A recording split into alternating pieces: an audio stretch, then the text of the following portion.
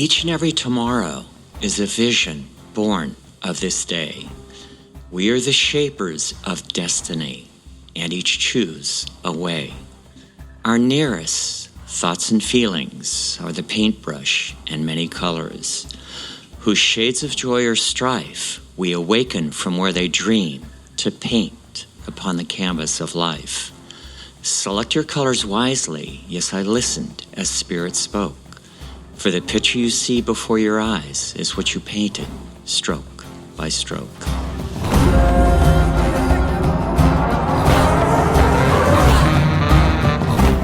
Welcome to the Yogi Triathlete Podcast. We are Jess and BJ, and we're on a mission to create a better world. A part of this mission is accomplished through this podcast by sharing stories of people looking, finding, and living their purpose. We're brought to the same realization time and again, that we're more similar than we are different.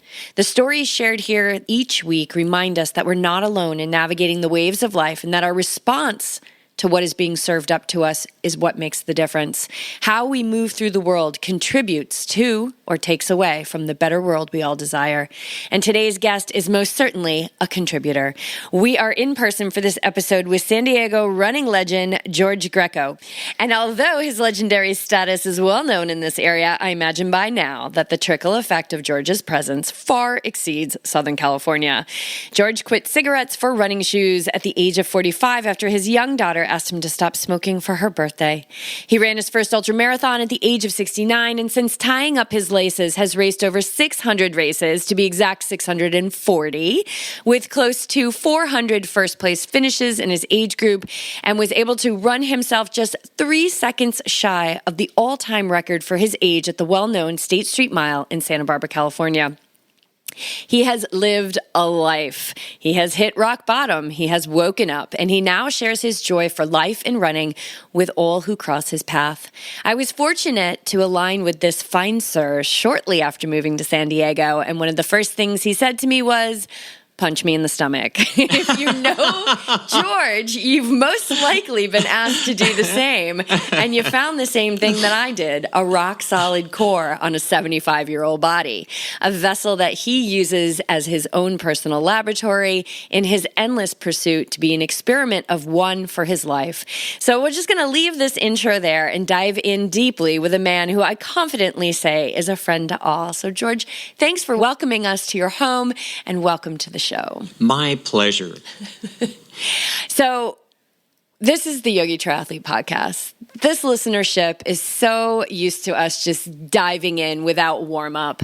And so let's go for it. Yeah, let's go for it. So my question for you to just really dive in is because I've had so many wonderful run-ins with you, whether it's at the bottom of the steps, down at the beach, or in the middle of the plateau in Bryce Canyon, in the middle of an ultramarathon, or at a rest area on the border of California.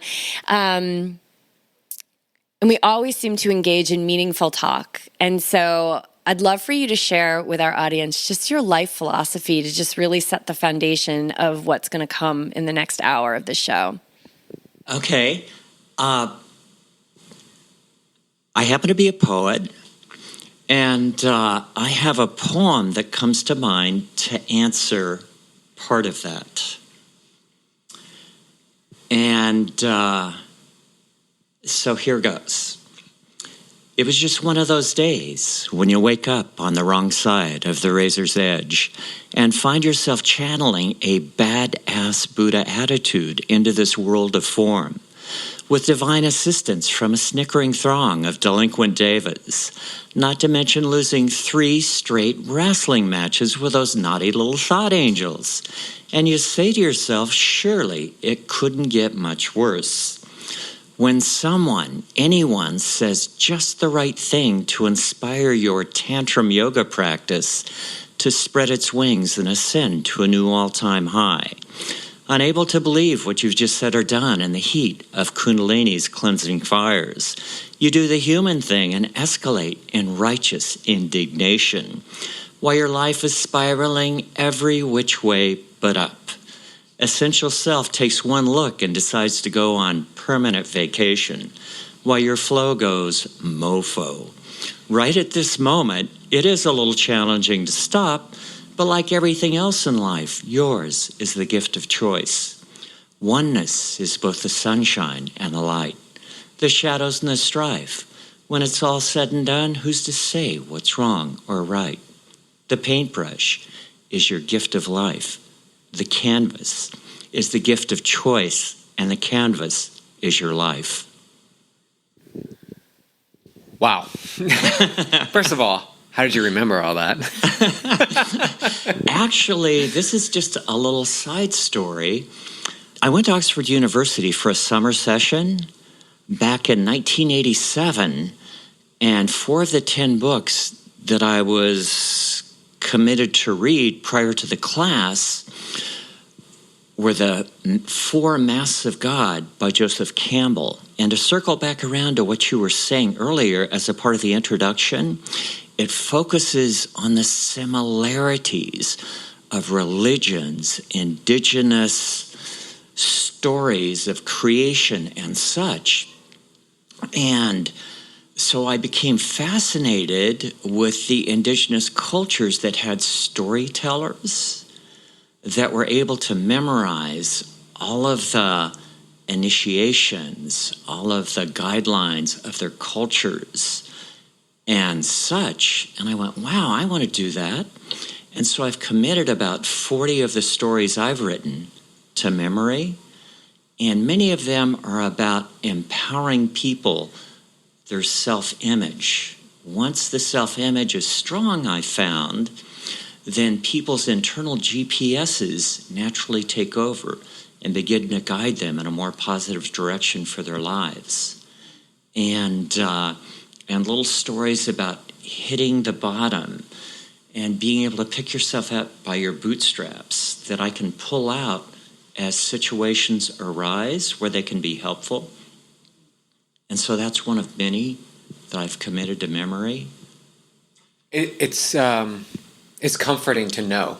So the memory, right? It's comforting to know. Yeah, so they're stories, my personal mantras to myself. They comfort me as well as people. Yeah, I think in the unknown that's where all that anxious energy is, that like, I don't know what's going to be coming next. Or if you back to the story, I was putting myself on a trail. And working through like, do I keep going? Like, this is really painful. My feet hurt. I'm dehydrated. How much further? They said it was 5 more miles, right? Like all that, that stuff, that commentary. Right. All of the self-talk that can veer away from your original goal. Yeah. Constant. You also mentioned the edge. Mm-hmm. Do you feel that do you ever ride the edge as you do all these races? Do you ever feel like you get to that point of like, I don't know if I'm at my tipping point or if I should play it safe? And how do you determine that? I have only, in all the ultras that I've ever done, I've timed out in some, especially when I've been injured and doing them, but I've only stopped one. And that was in the Tushers 70K, which begins at 10,500 feet at the Eagle Point ski area, goes up to 12,167 at the top of Mount Delano, and it's definitely considered one of the hardest ultras in the contiguous states. So what I didn't plan on, I had done a marathon there a couple years before, and I got caught in a thunderstorm without any rain gear and just froze my sit-down place off. I mean, I remember when I got to the finish, picked up my medal, got in my car, and it's a windy mountain road, about 25 miles, to go down into Beaver, Utah, where my hotel was. And I was shaking so fiercely that it was hard to keep steering appropriately going on those windy curves. So for this race, my whole focus was on gear.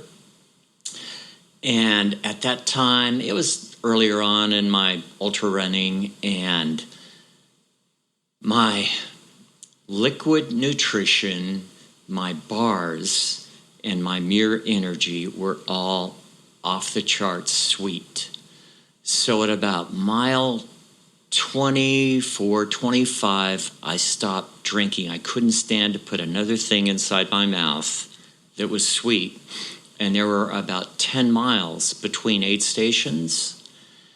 And so by the time I hit the 50K mark, I was loopy. And because it was a lollipop loop, I knew that getting to the finish, this is butt sliding, grabbing onto bushes, terrain that was really hard during the day. During the night, when I was already loopy, I was going, holy shit. And so that's where I just went, live to race another day. But that's the only time where the DNF was caused by me going, I don't think it's too wise to keep on going under these conditions. Now, with that said, there's a finish to the story, and that was a month and a half later, I was due to do my first 50-miler at the Sangre de Cristo 50-mile race, and the race averages 10,000 feet for 50 miles. And so I was hell-bent and determined to find out how to be able to withstand that elevation when I live 50 feet above sea level. And so anyway, I found out that cordyceps mushrooms and ginkgo biloba were key nutritionals that help with oxygen uptake. And at the Tusher race, about every quarter of a mile, I was having to stop to bring my heart rate down. And your heart beats faster because it's wanting more oxygen. And Sherpas up in the Himalayas pound cordyceps mushrooms. That's how those little guys can carry 150-pound packs. And another thing I was looking for was, is there such a thing as an oxygen supplement? And I happened to find one on a Colorado ski board. And in Colorado, the ski areas begin at 8,000 feet, and you get people coming up from Kansas, from Louisiana, from Texas. And so the advertisement was by a female scientist who lives in Tucson, Arizona. So I immediately phoned her up, talked with her for about an hour and a half. That was 2 weeks before the Sangre de Cristo race. We figured out a protocol, and I slammed these oxygen supplements for the 2 weeks prior to the race and during the race, and was able to finish the race. I was butt-ass tired, but I never had to stop to bring my heart rate down. And so that's one of my go-tos now when I'm going to do elevation. Interesting. So I know we're going to get more and more into racing and the challenges and the lessons that you've learned, but tell us a little bit about George pre-running. I've always been active. I grew up surfing in San Diego. When I was a kid growing up, always out in the street playing football and this and that and whatever. And, I was a child of the 60s. So as a result, I was very experimental like everybody else. And so I performed every chemistry experiment known to man outside of university. And ended up hanging around with people like Timothy Leary. One of my friends actually did what would be considered now a podcast with him called Brainstorm, where they explored things such as interspecies communication. I think it was called the L7 Society, which was figuring out those gravitational balance zones between Earth and the Moon, where you could stick up little mini orbital planets. So you could stick all the Hells Angels on one, so everybody would get together, all the Catholics on another one, kind of thing. That was a wild-ass thought back then. And my friend who did those podcasts, his father was the head of AP, which is a news gathering service that feeds into, they get the news and they feed it into all of the periodicals, newspapers, and that kind of thing. So he was taking a film class, where you have those big cameras, big video cameras, right, when they were first coming online and stuff. And we were we were pretty fun-loving. So we figured out that we could use his dad's letterhead, write introductory letters to rock concerts, to longevity concerts, and longevity seminars, and things such as that. And so we got in free. Like a press pass. Like a press pass. And we would interview, we did FM Esfandiary that was into longevity. But they were into kind of, from my perspective now, a negative form where you start, putting all kinds of machinery into the, marrying the human body with machinery and losing sight of the fact that we're biological creatures, and that's what gives us our emotional connection, our connection with the planet and all of life around us. A little side story. But anyway, that was quite fun. So Timothy Leary, I'm assuming this was post after him being let go from Harvard. Yes. Okay. Yes, definitely. And I happened to bump into Richard Alpert, who later became Bob Rondas, up in Santa Cruz at a university there.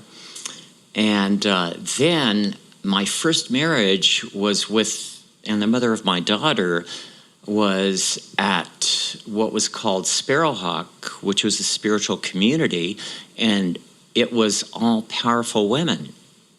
And so that was really cool. And also, the third member of, I can't think of his name right off, but there were 3 Harvard scientists, and the third one was on the board of directors of that community, which was built on the power center of the Cherokee Nation.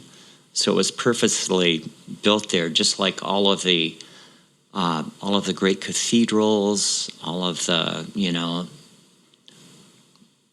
pyramids of Giza, the monuments in Peru, and, they were all built, the native people, indigenous people at those times, realized that the earth has energy centers just as we do.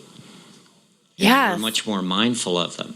Yeah, absolutely. So you've been a bit of a seeker your whole life. Yes. Yeah, I mean, you're crossing paths with Ram Dass and that whole spiritual scene back there where there was a lot of experimentation going on. And I know I've heard on other podcasts you talk about just, moments of awakening that you've had in your life. Can you share one with us? Like maybe that assisted you in shifting your life? And I know we have so many of them over the course of 50K or 50 mile, and maybe it is a trail race, or perhaps it's something prior in your life. In 2011 or 12, I entered a 2-year program for energetic life coaching. And the reason being is that I was in a relationship with a woman that had serious PTSD. And I had never bumped into that before, and it was so earth-shaking that I absolutely did not know what to do, how to handle this. And so that propelled me into life coaching. And I wrote this poem about that experience. Is it okay if I share that? Share it. I love this. Okay. This is called All Your Brightest Dreams. We all have broken pieces, misplaced dreams, and twisted places where memories from long ago wander through the shadows cast upon our souls. These memories are the ghosts hidden from the light that hold our lives for ransom below the line of sight. Endless are the names of our deepest wounds and fears, critical mothers, nameless faces, and fathers never near. Dashed upon the rocks, beaten and cast aside, dreaming of a lover to heal this place inside. I feel you in my heart, yes, all your wounds and fears. If I could, I would wipe away the tears. So all your brightest dreams, yes, every single one, could spread their lovely wings and fly you to the sun. Yet fairy tale castles and wishes come true. Stand in between the choice before you. There is only one phoenix who carries your flame, only one choice your spirit proclaims. So you look in the mirror where your shadows stand tall, and walk through the fires, chancing it all, to arise from the ashes, gifted with flight, as all of your shadows explode into light. Speechless. So what I take from that is a bit of, we are the creators of what's coming forth in our life. Absolutely. That's really empowering when we start to see that what shows up is the result of our parents, the government, this or that, because it empowers us. In 1982, I hit rock bottom. And what I mean by that is I showed up in Baxter Springs, Kansas, from the mountains of Southern California to manage a bowling alley because I had to sell everything. I got in a Greyhound bus. All of my belongings were in a cardboard box with white string around them. And when I got there, I had a realization, and I wrote a little story about that. And it's similar to one that I've already written, but each and every tomorrow is a vision born of this day. We are the shapers of destiny, and each choose a way.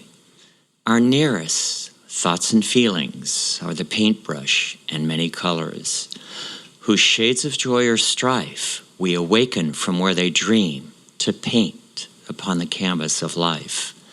Select your colors wisely. Yes, I listened as Spirit spoke. For the picture you see before your eyes is what you painted, stroke by stroke. And so that was the understanding. And I went, holy shit. As we all do in that moment. If I'm the one that fucked up, then that means I can do something about it. And so from that point forward, I realized that better choices lead to better outcomes, and my life has gotten better and better and better as I've moved through the seasons of life. It's like I'm not one of those people that wants to go back when I'm 18 or 20. I've enjoyed all of the seasons as I've moved forward. I've gotten better and better at figuring out really cool ways to enjoy this step of life that I'm currently in. And one of the things that you love so clearly is running. Yes. What is it about running that you love so much? And maybe take us back, because I know it's such a special moment for you, is take us back to that moment with your 6-year-old daughter that just shifted everything and brought you into this sport that you love. Okay. So I had tried to give up cigarette smoking at least 1 million times, unsuccessfully. But with the power behind my connection with my daughter, fueling the choice, I went, okay, this is a habit. This habit has a lot of different pieces. And so I need to replace some of those pieces with something different. So I bought a Nordic track and started working out in the Nordic track for 20 minutes every day. And it's kind of humorous, but I was working at Tyson Foods as a computer engineer at that point in time. And there were a number of English consultants that back then there was a smoking room in the office. and like about 6 of us smokers would go in there and just, fill the room up. You could barely see the person sitting next to you, just with smokestacks of smoke. And I remember coming out of there and cigarette smoke just billowing out of the room. And a couple of them went, wow, you look like a runner. Why did you come and run with us? And I went, that was before I had the transformative moment with my daughter. And I went, yeah, okay, sure. And so I worked religiously on the Nordic track every single day. And then I timed the point at which I was going to give up when my manager wasn't there because he was a bit of a jerk. Bless you, John. Forgive me, but the truth is the truth. And I didn't want any emotional because I knew that there was, cigarette smoking is tied to cup of coffee, cigarette smoke, get emotional, smoke a cigarette. And so I got along great with the rest of the folks. Then I got a binaural tape which bypasses the conscious mind and implants positive affirmations in the subconscious. And every time I get the urge, I put on the tape. So I kicked that, looked up the guys and went, okay, I want to start running. And I remember when I first started, I would run a mile from my house and come back and be so wiped out, I would pass out on the couch. My wife would wake me up for dinner. Then I would put all the dishes away, go back to the couch, and pass out again until she would wake me up to go to bed. And so now, people go, hey, you want to do 20? Oh, yeah, sure. Yeah, let's go do a 50. Let's go do a 50K. Let's go up to Orange County or out in the mountains or something like that. And so it's been amazing. And I say that not only for myself, but for everybody else, the possibility of transformation.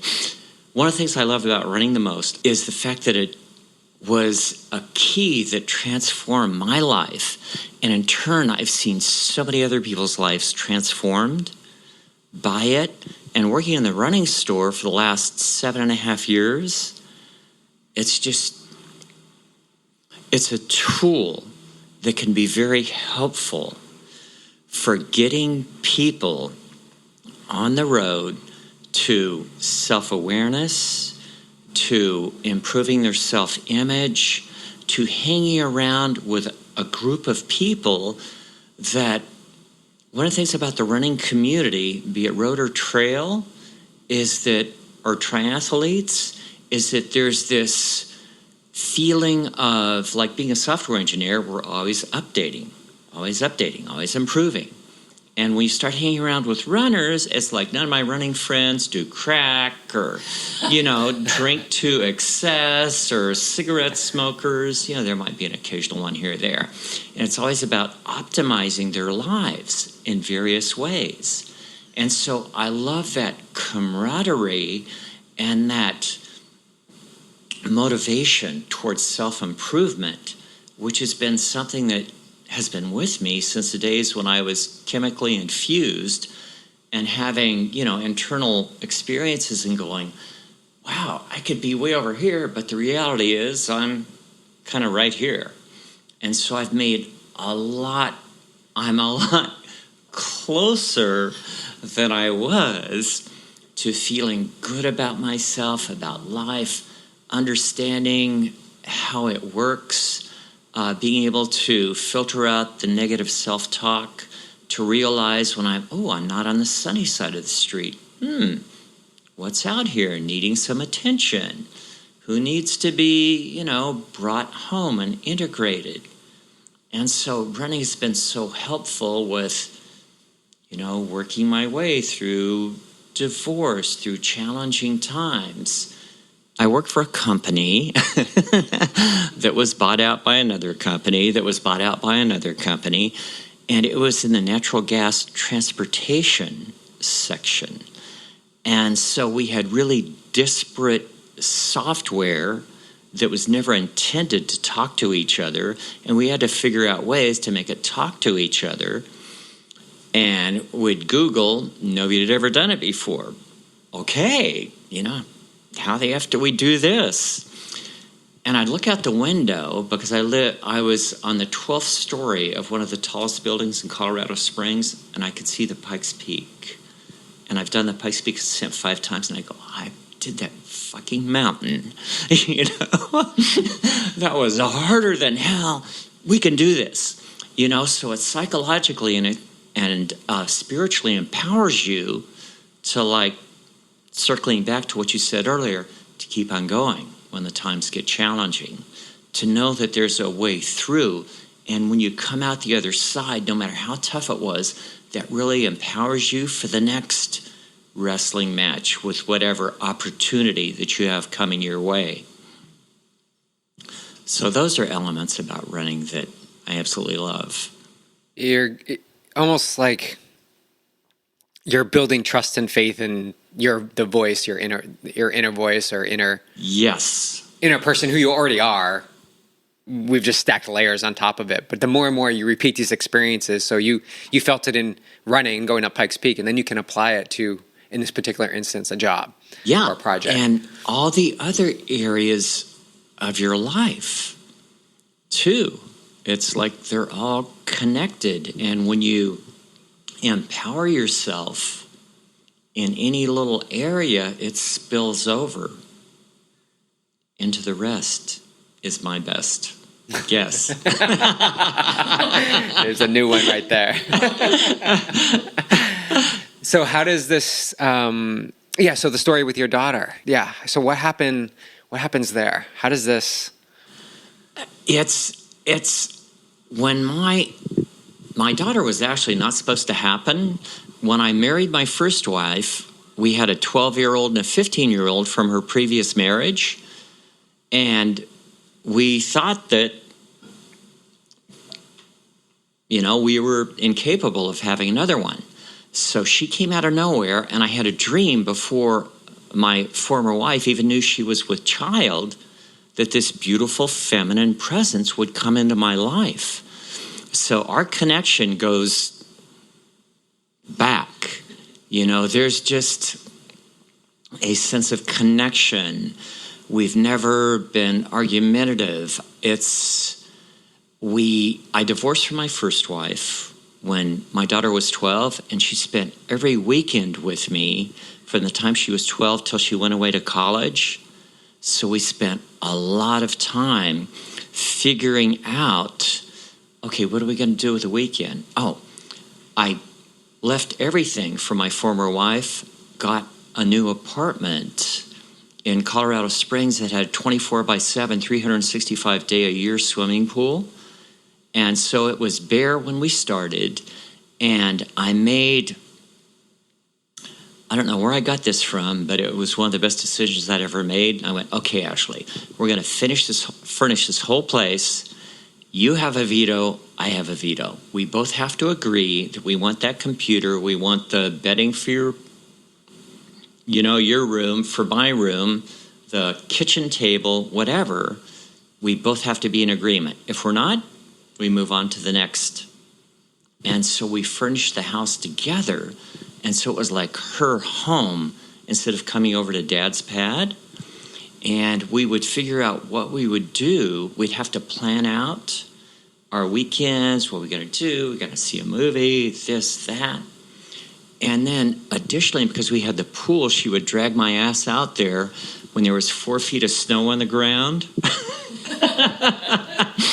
And when she was 12, she wasn't so skilled with ball sports. And so we got like all these balls and little footballs and stuff. We'd go down the pool every time she'd come over and would practice, tossing, hitting volleyballs and everything until she was, really skilled with that. So was that just intuitive to form that relationship with your daughter through the picking the furniture and involving that process? Totally. I have no idea where it came from.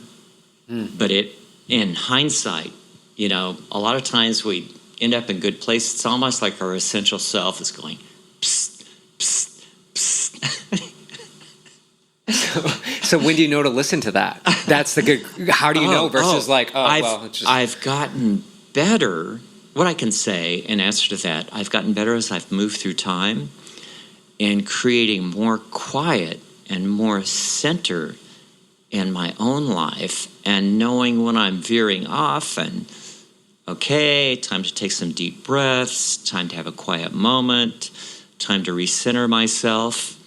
And so it's been an ongoing process throughout the years of my life. I think endurance sports gives that to us, a really good look at, who we are and where our work is. Oh yeah. When you're out there freaking dying, you go, God, I've got 10 miles of just brutal to go. It's like in this last Bryce Canyon 50-miler that I did on May 20th of this year. It's like I did that on a 13-mile-a-week base, about, at least a third of which was just hiking. And I knew it would be iffy as hell. But such a tough race. I was bound and determined to get it done. Now, with that said, I pulled in to the last aid station on mile 44. Mm-hmm. And my drop bag with my light was not there. So, luckily, the sweeper had 2 lights. He turned out to be Michael Versteeg, which was the inaugural winner of the Cocodona 250-miler, and was a hell of a nice guy. We hit it off. And, I got a medal for finishing, but I didn't, I got past the last aid station cutoff, but I didn't finish, in time. But to me, hey, that was a finish. I know what I was, doing this on. And we just really got along. And he goes, hey, I'm doing this 50-miler and 100-miler around Prescott, Arizona, where I live. Would you like a couple of free entries? And I went, yeah, that sounds great. And so I got back and I checked out the website, and they were $200 each. So I got one for my friend Mari, who I met at the 50-miler that we did together at Bryce Canyon. Mm-hmm. And she's an art director. She's about 35 or 36. She's an art director from Finland who just worked her way into being able to work on Hollywood sets. She does the logistics and the coordination, because in some of the Marvel movies and some of the TV, made-for-TV movies, it's like every filming component has a set that you have to create. You have to have all the right furniture. You have to have all of the right people showing up. And so she coordinates that and has been in Budapest, Hungary. We're going to do 4 different ultras together, and she got called back every single time. So finally, she's being let go from that project and will be here on August the 1st. And so we're going to do this 50-miler in Prescott, Arizona. So that's the benefit of coming in dead-ass last. I love it. And I know you're coming back to running, so, 13-mile base for a 50-mile race is not your ideal, but you do like carry a low mileage base into these longer races, but you've also incorporated cycling. So tell us a little bit about how you've incorporated cycling into your running. Okay, well, this year I have 48 miles of cycling. So not so much. Not so much this year. But with that said, I just got my bike tuned, and so that's definitely going to be a part of my regimen, because the last 2 weeks I've got up to 20 miles, 22, 24 miles, and my knee was a little tender after yesterday's run. So I went, okay, now I just need to offload, on the bike for a while and bring everything online. I was a little bit too excited. I went from, I did the Mount Charleston half marathon on a 6-mile-a-week base, and I had a 1:49:08 in moving time. It's pretty legit. And so now I've just got to be a little mindful, because all the infrastructure's strong. From just give you a little idea of what I do. I wake up in the morning, I do 125 lifts, then I go to the stairs and I do toe lifts really slow, and I feel my body just being energized with light, exhaling everything that is not of that light, And then I come back in here and I do arm rotations forward, backwards. I do a little movement to free my shoulders up that my chiropractor taught me. I do back and forth all the way as far as I can. Then I lean over to my left side and right side. Then I do Qigong exercises, on my toes, rock on my heels. Then on my feet, sides, back and forth, I do 50 of those. Then I do toes, left side, heels, right side, toes. And I do that clockwise and counterclockwise to super strengthen. Then I do a Qigong exercise to empower lungs and heart, and then a longevity exercise to empower the middle dantian and lower dantian. I do a neck movement, then some facial yoga, because as you can see, for a 75-year-old, I don't have that many wrinkles.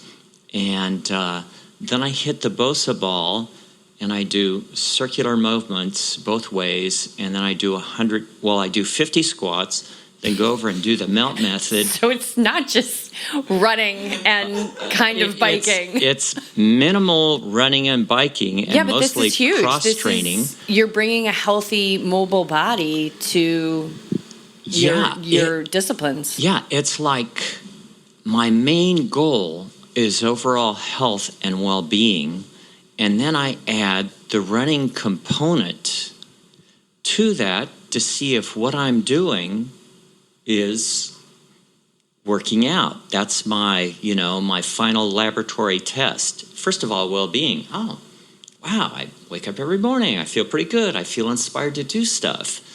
I do, 2 hours of various things. Now, part of that is yoga, a meditation component at the very end.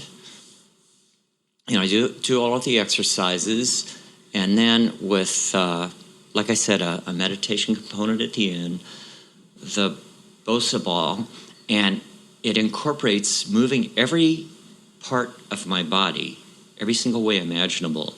When I'm doing my yoga on the floor, I'll take my knees, circle my hips, clockwise, counterclockwise. I'll take my feet, bring them up. I'll turn my ankles clockwise, counterclockwise, because I have Morton's neuroma on both of my feet, and there's kind of a numbness. Then I bring awareness by scrunching my toes 50 times. Then the melt method brings aliveness, alertness, and awareness to my feet. And so a part of my practice is bringing awareness to every part of my body temple and intention. And as I'm going through the 12 Qigong exercises, which I stumbled on that because a part of my workout routine was cranking up 80s rock and roll, and that was the way that I moved everything. Dancing my ass off. And then Qigong kept popping up, and then I found that one Qigong practice, have you heard of the Shaolin monks? No. They are the most badass martial arts guys on the planet, spiritually driven, that make Navy SEALs nervous. And so the Qigong exercise that I stumbled upon is the foundational practice that they use to strengthen their fascia. A lot of people don't understand the importance of fascia. If you want to remain injury-free, our fascia holds our bones, ligaments, tendons, muscles, everything in place. If we're doing a headstand, the reason our heart doesn't fall into our throat, it's held into place by our fascia. And our fascia is also like an internal internet. And when it's optimized, so this practice optimizes all of your vital organs, super strengthens your fascia, opens up the lines of communication so all of your vital organs can speak to each other and remain in balance and harmony. And I first got into it because I injured my ankle. And as a result of that, I know that there's not a lot of blood flow and energy that goes down there. And I went, wow. So if I can strengthen all of my fascia, hold everything in place, I'll be a lot less subject to injury. And then as I dove into it, I went, oh, wow. Not only does that, optimizes and brings intention. Like as I work on lungs, large intestine, there's emotional components that where we store stuff in our lungs. That's grief and sadness. In our large intestines, stagnation. In our stomach, some irritability and stuff. And so I bring intention as I'm doing all of those exercises, all of the Qigong exercises. And so it has multiple benefit of helping you to release those patterns, emotional patterns that are no longer serving you, and replace them with healthier, more vital, life-giving energy. And it's made me so much more mindful of, okay, this is my body temple. I'm pretty aware of everything that's happening. And because I do all of these things, I'm able to catch, there's a little tightness in my hip upstream before it becomes problematical. Yeah, that body awareness is massive. And just through all these movements that you're doing in a day, you'll see where you're hung up, where you're mobile, where your opportunities are. Absolutely. And plus, to be able to do something like this, you've got to enjoy the process. It can't be like, okay, I got to lift these freaking weights. I've got to, another. And so what I do is my bulletproof coffee is the treat at the end that I'm looking forward to, but only after I do all of this stuff. And even if I'm doing an ultra, and this year I've done 8 destination races, and I'm working, 30 hours a week. And so a lot of the races are Thursday after work, driving to Ridgecrest, getting there and organized at midnight, 12:30, waking up at 5 in the morning, driving up to Lake Tahoe, getting up at 4:30 in the morning, doing the race, then leaving at 6:30 that night, driving all the way back home.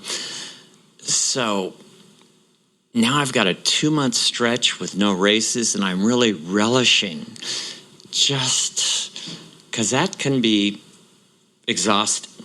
Yeah, and I'm glad you mentioned that you're working 30 hours a week because, people may assume like, oh my God, he's doing, 100 of this and 125 of this and the Qigong and the stairs and all that. Like, oh, he, must be nice to just retired and not do anything. Be retired. And that's not the case. But you're doing what you love. And I love that you dropped some wisdom there, which has been dropped so many times on this show, which is you have to love the process. So what happens on the days, and maybe I'm assuming you've got these days where you're just like, oh, I got to do the whole regimen. Like, what about the days where maybe you're just feeling like neutral or just not super in love with the process? How do you keep going? It especially since I started implementing my longevity protocols, it's very rare that happens. There's, a couple times when I'm really tired, I'll just come home and go to bed early. But other than that, I wake up, and the first thing I do is take NMN, Nancy Mary Nancy. It's an acronym for one of the most researched longevity substances. And what happens, if we want to veer off in that for just a moment? Sure. As we move through time, our body becomes less effective at creating molecules that are oriented towards longevity. when we're young, we can go out, drink all night, whatever, get up, run a half marathon, and life is good. Well, because your body becomes less effective at generating those molecules that self-repair DNA, are you familiar with epigenetics and epigenome? So what that means is that our genes don't predetermine the outcome of our lives. And we have a conductor of the symphony that, depending upon our lifestyle choices, activates the higher expression of our genes or the lower expression. So as we move through time, that conductor becomes less focused on his job if he doesn't have the molecules that empower him. Also, and I'm just going to dive into a few of the known causes of aging. When we're young, our body is able to, every cell that comes on board has a certain amount of divisions. Once it reaches that point, our body recycles. Well, that ability becomes less effective as we move through time. And so we end up with what are called senescent cells that really are dead and should be recycled, but our body's not recycling them appropriately. So it's almost like having a bad apple in a barrel. They can generate inflammation on the cells around them. And inflammation is the number one cause of the chronic illnesses in our culture. And so there's molecules that help your body to be able to handle that process effectively and get rid of those senescent cells. Then our telomeres, which hold our chromosomes together so they can replicate appropriately, become frayed, if you will. And so NMN, as well as some of the other supplements, and just to backtrack a little bit, 20 years ago, the thought scientifically on aging was, get over it, suck it up, it happens to everyone. Not anymore. They have found out how to slow it down and additionally reverse some elements of it. And I can vouch for that in my own life. I've seen improvements in my skin, my energy. Like I told you before the beginning of this year, I'd do an ultra and just dive for the rest of the month. Okay, it's time to do another one. Now I wake up energized, ready to rock just about every morning with the with the energy, the mood, the enthusiasm to do whatever it takes. Whatever it takes. And just the ownership of the truth that the choices that you're making in every moment and how you're moving forward in every moment is really informing your future. Absolutely. That's why it's so important to be mindful of, what am I thinking? What am I feeling? What is my body telling me? Because you can use all the signals to stay centered on your inner GPS and listening to the best possible information as you move forward. So one of the first conversations that we had, and I met you, and I don't know if you remember this, but it was years ago, and it wasn't that long after I moved here. In Ranchos Penasquitos? In Ranchos Penasquitos. Of course you remember. That's where I punched you in the stomach, right there on the trail. And we started talking about the 5 Tibetans. Yes. The Fountain of Youth. Are you still doing the 5 Tibetans? I am. I'm doing a slightly abridged version. And what I mean by that is there's 21 iterations of 5 different movements.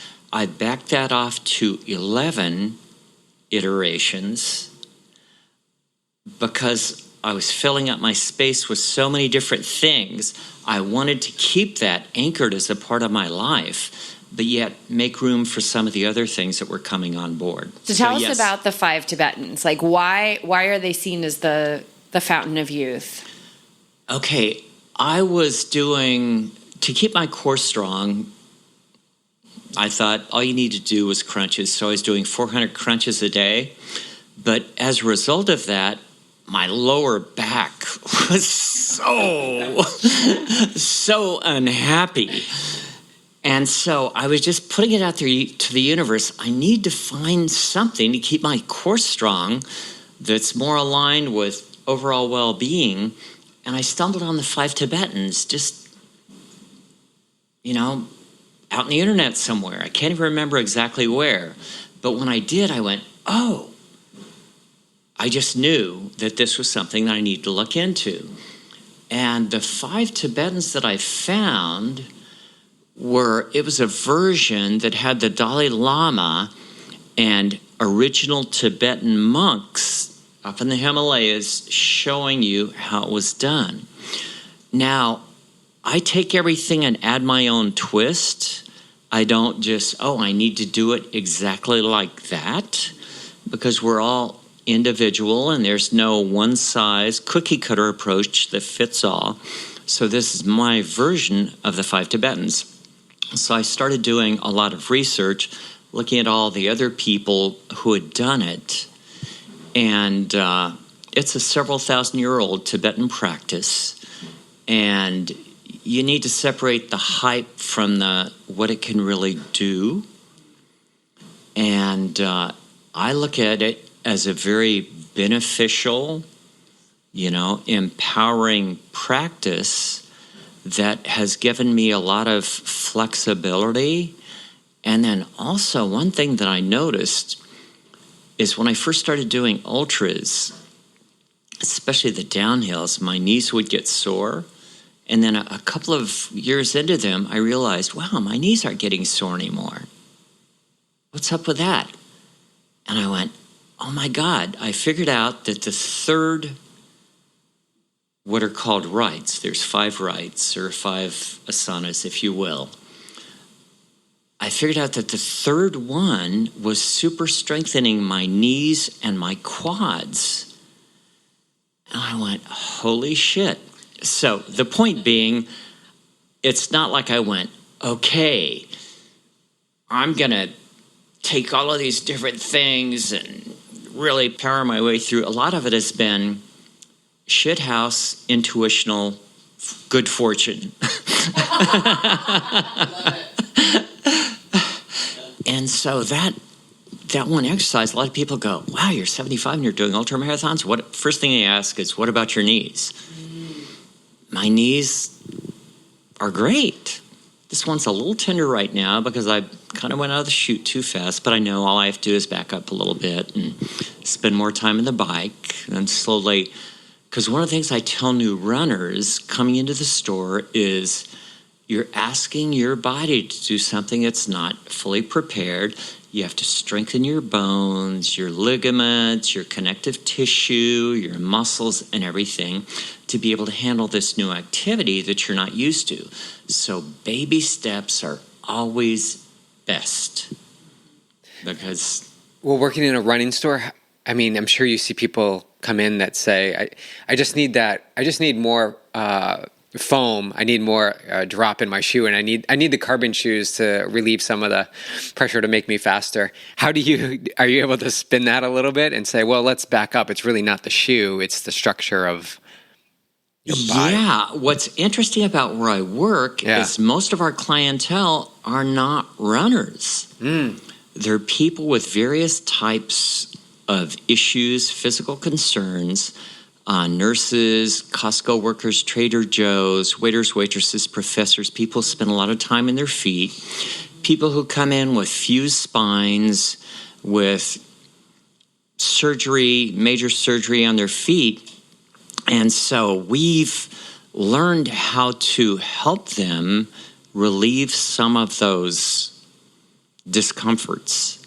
And so a lot of our clientele fits more of that area. It surprised us. Yeah. So you can't generalize. You can't say everybody coming to the running shoe stores, running 400s on the track and trying to get super fast. Actually, most are not. And most shouldn't be doing that. So someone's listening to this and they're like, okay, well, I understand what he's saying. I kind of get it. Where do they start? Because you do have a 2-hour routine, but where does someone start in saying or addressing, I don't necessarily need to chase miles. I need to start paying attention to how my body moves and what I feel in the morning. So where would someone start that practice? Boy, that is a really good question. The most important component is curiosity. Oh, what? That's the one thing that has been really beneficial. I remember Timothy Leary wrote a book, and it was about evolution. And his thought was, never do you reach a pleasant plateau where you can just kick back, put your arms underneath your head, and just hang out there. It's constantly a moving target, which is what keeps life fresh and fun. And so there's always something else you can do that'll be beneficial, fun, great, awesome.